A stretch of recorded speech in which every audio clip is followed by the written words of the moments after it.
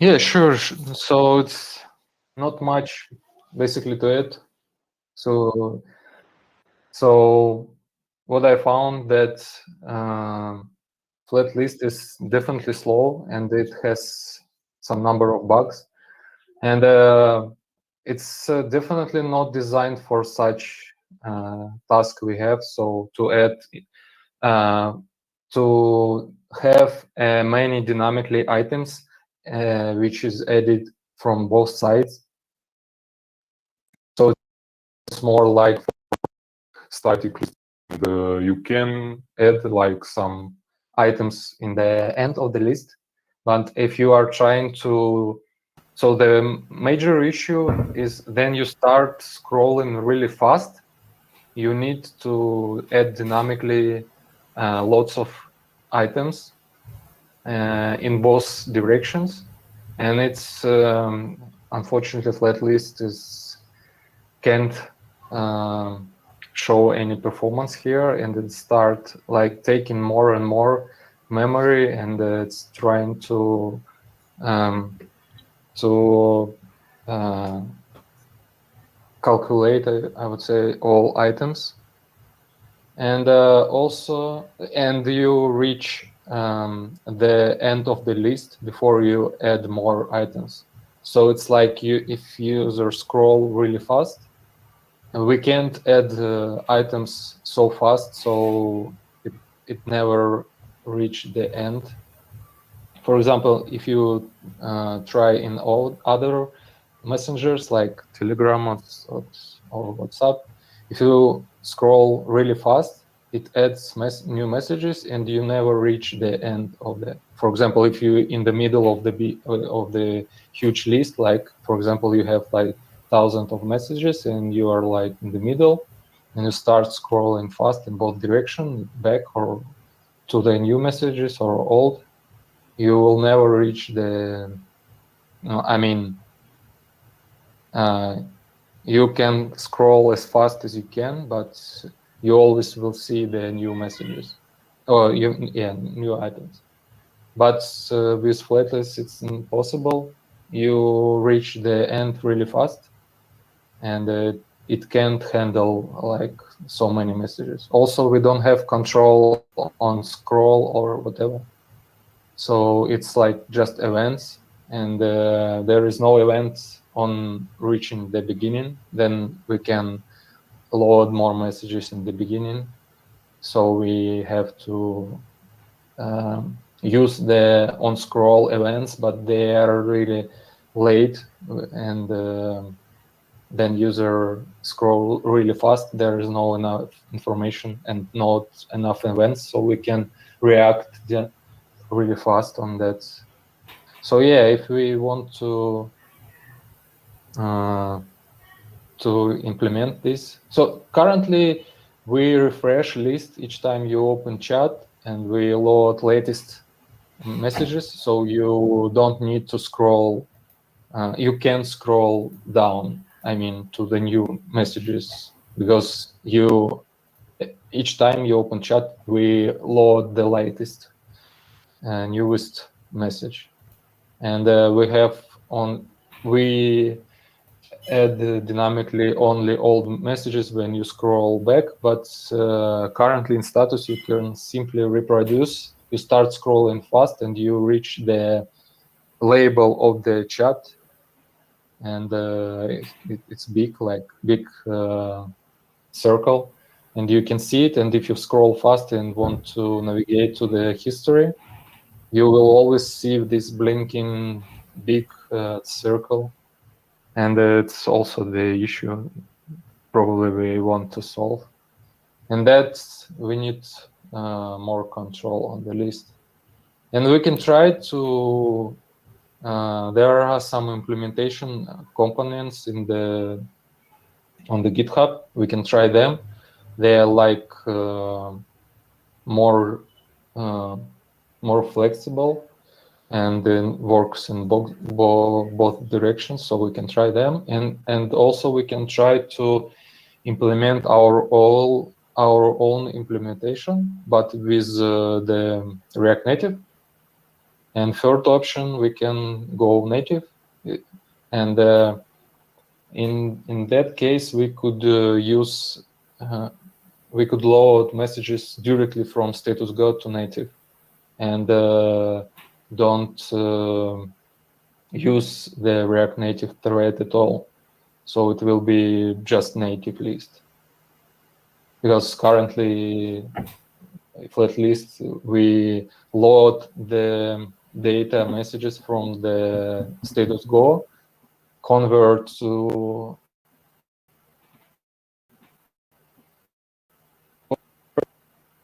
JavaScript, and then send it to the native part. And yeah, so that's how it works.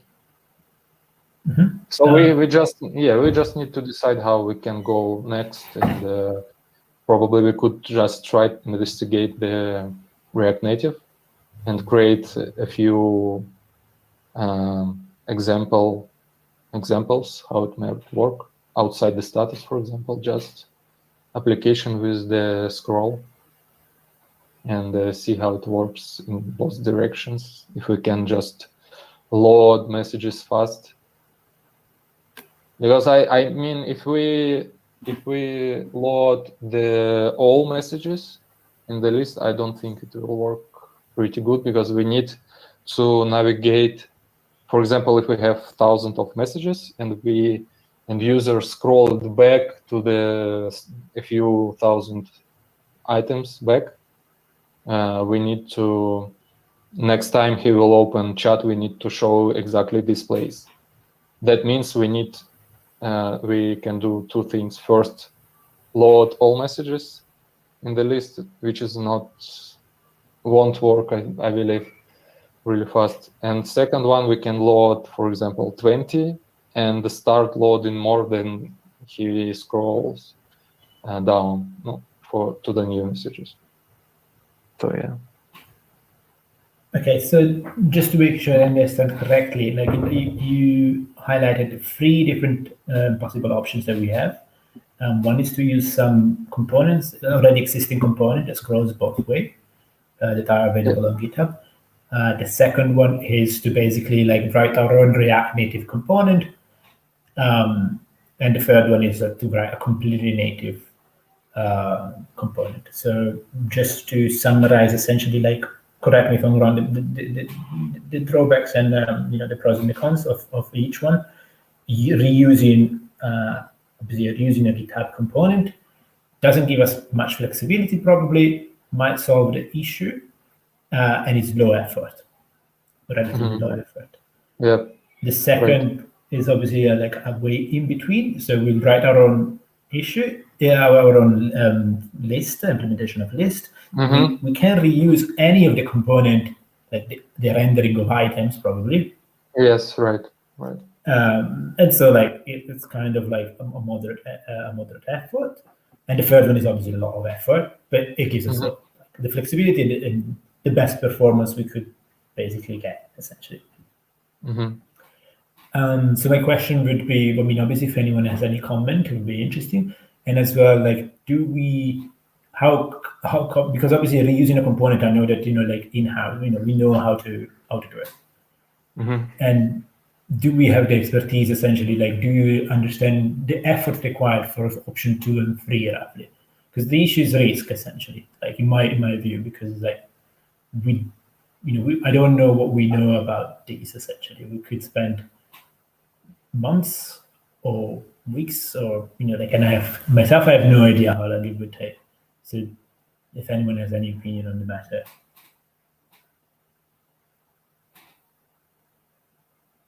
I believe the third one we could ask the desktop team, because they implemented I would say, I'm not sure how it works in desktop, by the way. So, well, it shouldn't be the same as on Android and iOS. I suppose even if they implemented it, that's Qt. Probably they're using Qt, as far as I remember. That's a totally different thing. Not sure it will be. I assume they're using Qt for everything, so it'll be totally different. Yeah, I mean, if they use, for example, if their a list implementation, list component in Qt, or they use just scroll component and insert items by themselves. I don't know. I mean, in Android and iOS, you have a list, I mean, a scroll component, so you can use it, right? But how it's implemented in Qt? So essentially, the question is just to reframe it a bit is essentially like, do people in desktop have implemented their own version of a list, or they use an out-of-the-box component? Because if they implemented their own version of the list, then there's definitely some knowledge that they probably acquired that they can be used. In the case of desktop, we are using a component from Qt called the list view, and also to do the sorting. Yeah, for the sorting of the messages, we also have another component from Qt as well called model delegate or something like that, where we can put a function to sort the messages. But yeah, we are mostly using stuff from Qt directly. We are not developing components on our own. Okay.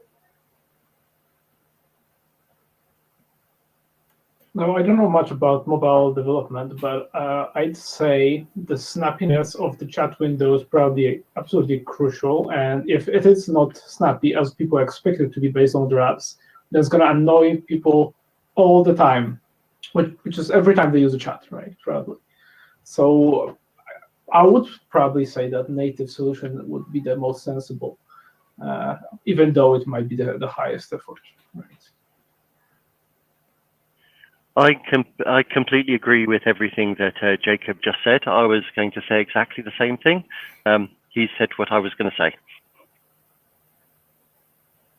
Yeah, I think like we are in a good position in terms of like we have a very good baseline, which is Discord. Discord app is written in React Native, so any like the stack is slightly different from ours. We use Closure so there might be some differences based on that. But we can achieve, we know that theoretically we can achieve the same snappiness as Discord. And Discord, I mean, some people might have a better idea of what the performance are. To me, looks acceptable. So I think this is something that, and also we've been talking about this for a long time. So to stop talking about it, it would be good to start moving in the direction that we want to go. It's just a matter of like understanding what's the best path. I myself have tried to get in contact with the Discord developers. If anyone has a contact with, they haven't replied, and I don't expect them to reply. But just to get some suggestions about whether it's worth it, what they've done, like in some way. But if anyone has anyone who has a similar experience, it would be good as well. If we can get more information as possible before we commit to a strategy.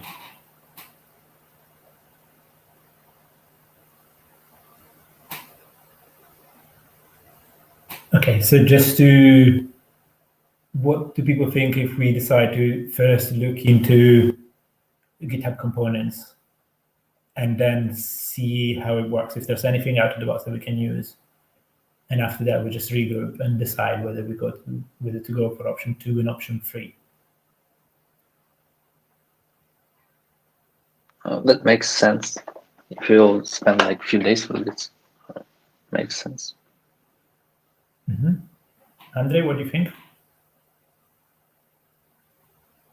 Yeah, I agree. It sounds good. Okay. And if anyone knows anyone who in the company has experience with React, with obviously React Native, but also with native components, the shout, that's a right time to tell us so that we can better understand basically the effort required. Okay, so if there's nothing else, we can move to the next point, which is basically MetaMask compatibility. So there was a discussion in the marketing internal recently. Basically, again, Andre, correct me if I'm wrong. So there was an issue with a DApp. I don't remember which DApp it was. Basically, it wouldn't work with Status Wallet, while it would work with, for example, MetaMask and a supposed Trust. The reason being is that it was making a call to get the accounts, and status browser was following the specs, and it was throwing an error because the dApp did not request permissions. Well, it would work on MetaMask because MetaMask would not throw an error, but instead return an empty array. And so it would work in that case. And it seems like this is a bit of a recurring issue where MetaMask is the de facto reference implementation.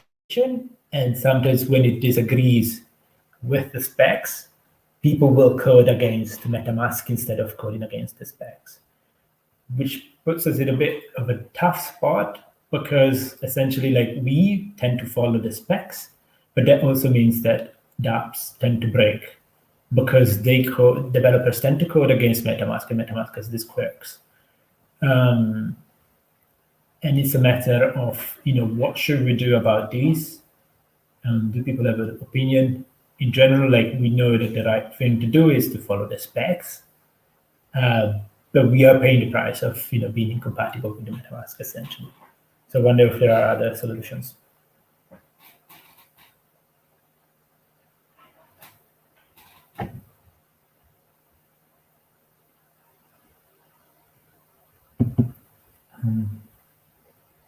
Anyone has any opinion on the matter?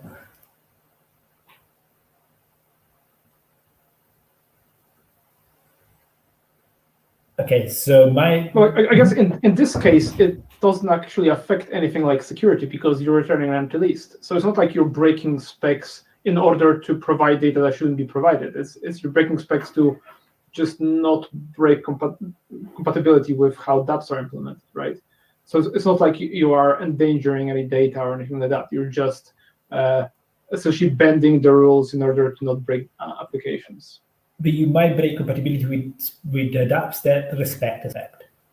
For example, That's true. If the dApp expects an error and says, "Okay, I haven't asked for permission," then it would interpret empty array as there are no accounts. And I assume that the dApp that breaks is the exception, not the rule. Most dApps would not break. Or do we have any information like which is more prevalent? If I can throw a curveball in there too, I know MetaMask recently changed their behavior after the beginning of 2021. They did an overhaul of how the MetaMask client is supposed to be interacted with. So we might have to watch out for that too. So it's a bit of a tough. It's a bit of a tough spot. The best I can think is to provide a MetaMask compatibility mode to users, which is not great and it's difficult to explain to the user. But that's the best thing you can do. If an error is thrown, and we kind of understand that the error might be in compatibility, you could say, reload the app using MetaMask compatibility mode, and we provide that. And at the same time, pressure MetaMask or other dApp, basically creators to be consistent with the specs. It doesn't sound like a great solution to me.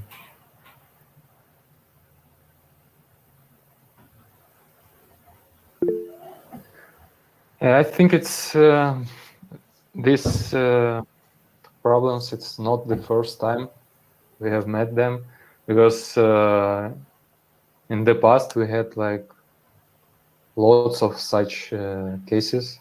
Then MetaMask implemented something and supported some specific dedicated dApp, and it didn't work in status. And currently MetaMask, they just keep different implementations, and it's currently we're discussing the one case, but there will be more, and we can't just implement all this in our app, because because, for example, MetaMask still support dApps without the permissions, and Status doesn't support such dApps. And we can't like enable with mode just because MetaMask doesn't force it or whatever. So I would say we should try to keep specs implementation and force dApps. I would say most dApps use the Web3 provider libraries, and we should just force this to implement spec. And this is the best what we could do, I believe.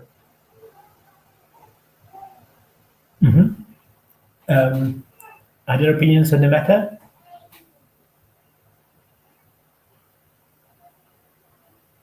Yes, specs are the word of God, or as close as we can get.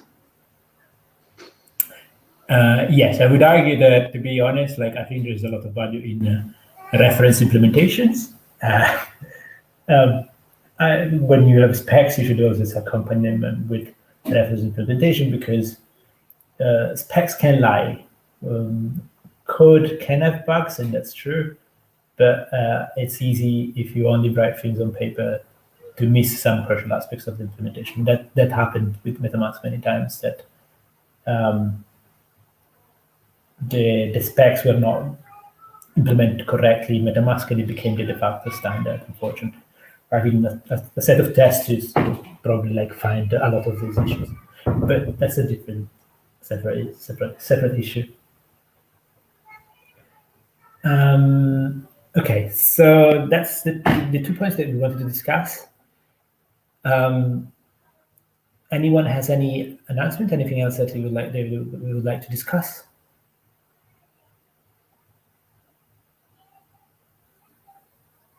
Okay, so that's that for today. So yeah, thank you very much for joining the call, and talk to you in a couple of weeks. Thank you. Bye. Okay, thanks. Bye. Thank you. Bye. Hi, everyone.